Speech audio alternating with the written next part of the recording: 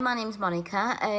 I am a trainee nursing associate, soon to become a registered nursing associate.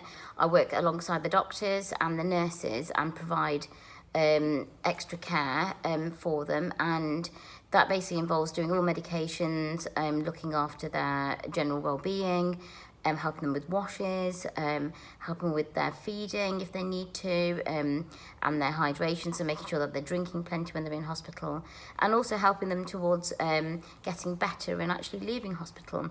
And that happens to be my favourite part of my job, is seeing people getting better and actually going home back to their families. But the most important skills, which is something that you can learn from now, is having good listening skills and communication skills.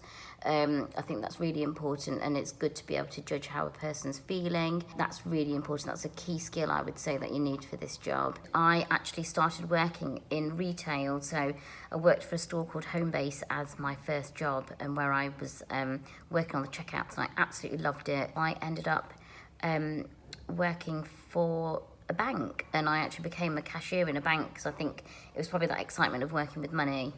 So whilst I was working for the bank, I actually found out that my husband was really unwell, and he was going to have to go through some life-changing surgery, and he was actually going to be treated for cancer, which was quite a difficult time for us as a family.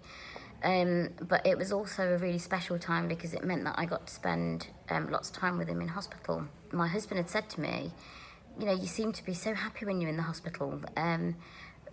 You know, there's just something about it. You know, what is it that you've always wanted to do? And I said, actually, I've always wanted to be a nurse. And so we talked about it, and my husband agreed. He said, actually, do you know what, you should think about it, you should do it.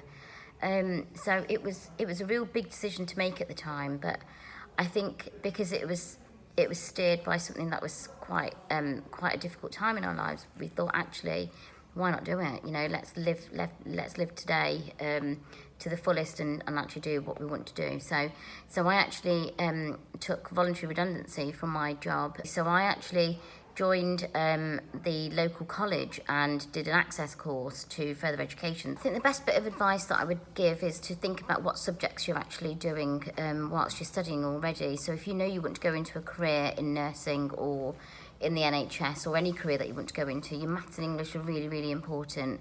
So think about you know, what level you're at and where you need to get to, and if you can actually get your maths and English GCSE, then you're set up for life.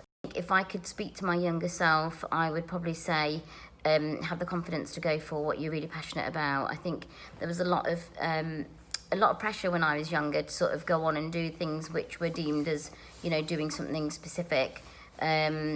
So, you know, like if you want to be a doctor or a lawyer or something like that, but actually I always knew that nursing was what I wanted to do. So I wish I'd sort of just stuck to that idea and then gone for it. Think about where you can get opportunities to sort of get ahead of the game, and if you can go and do work experience in different areas, then do. If you can speak to a careers advisor, then speak to them and see see what things that you need in order to be able to be ready for when it comes around to applying for courses at university.